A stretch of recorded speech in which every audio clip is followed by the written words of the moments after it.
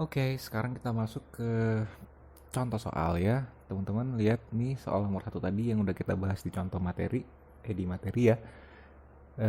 Lihat yang di garis bawahi ada by, ada moving, ada from, ada to. Nah, teman-teman lihat ada moving di sini ya. Nah, moving di sini itu error ya. Kenapa moving error? Coba teman-teman lihat sebelahnya. Sebelahnya ini ada head. Head ini saya udah kasih warna merah. Warna merah itu warna auxiliary.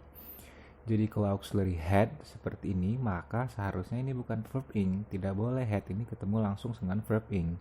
Ingat aturan-aturan rumus yang di atas.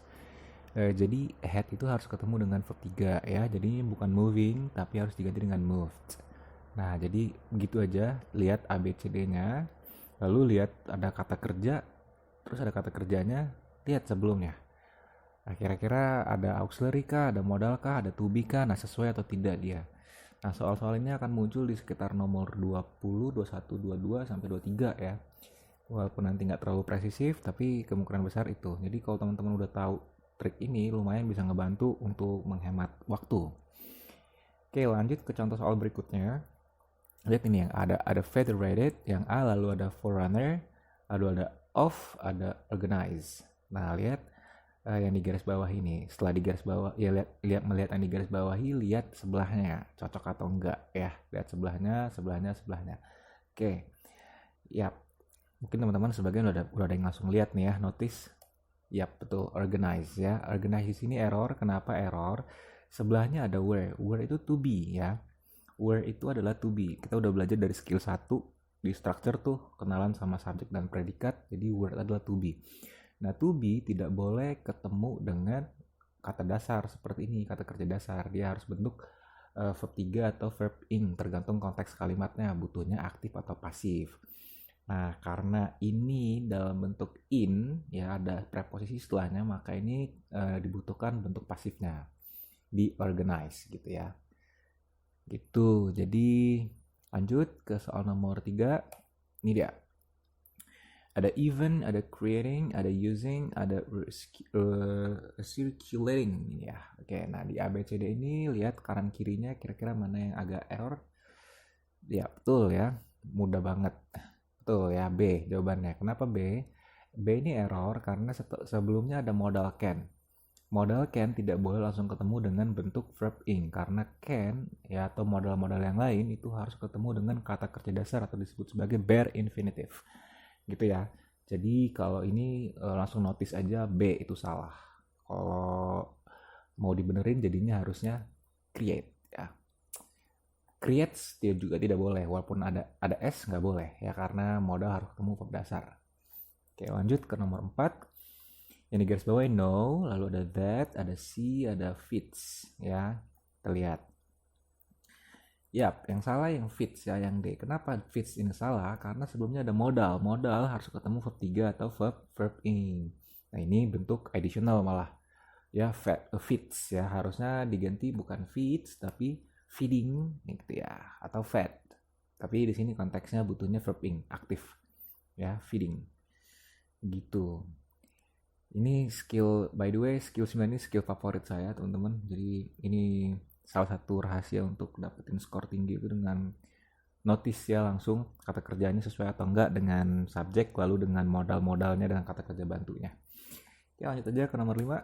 Ini dia, yang di garis bawah prisoners, lalu ada territorial, ada suffered, ada 120. Yang di garis bawahi ini terus lihat kanan kirinya. Kirinya ini territorial, kirinya Yuma, suffered kirinya could. Nah, tuh 120 kirinya to. Suffered itu bentuknya ed ya. Jadi salah tuh. Suffered bentuknya ed. Kenapa salah? Karena sebelumnya ada could, ada modal. Jadi kalau ada modal, dia harus kembali ke kata kerja pertama. Apa kata kerja pertamanya? Suffer. Gitu ya.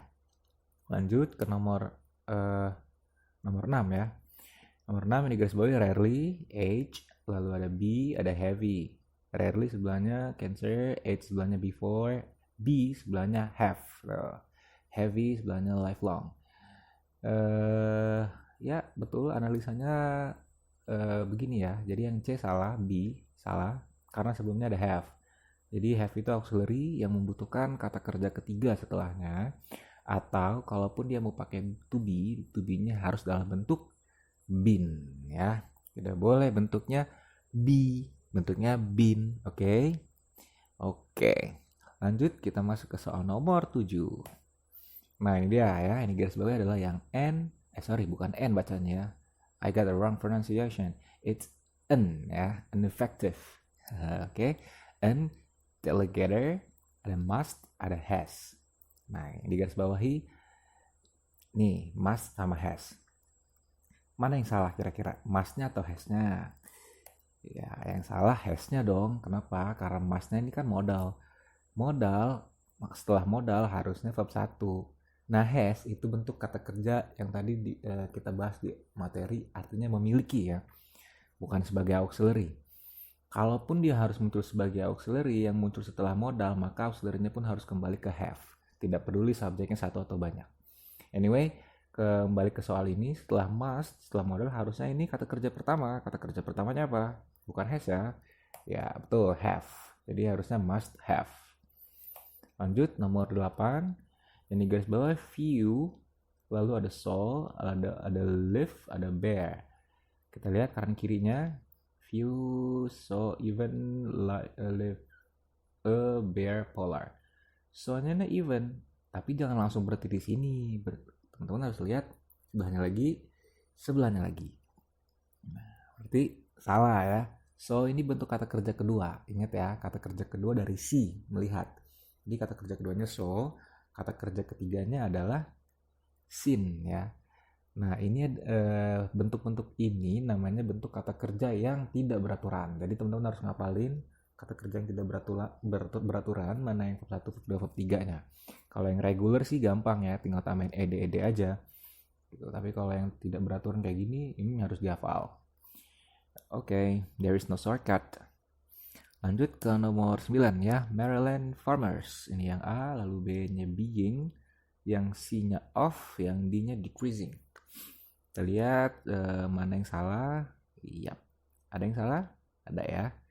Oke, ada yang sudah notice jawabannya? Oke, good. Nih jawabannya ya. Being ini salah. Loh, kok bisa salah?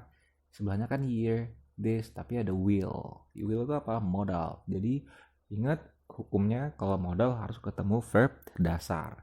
Kalaupun dalam bentuk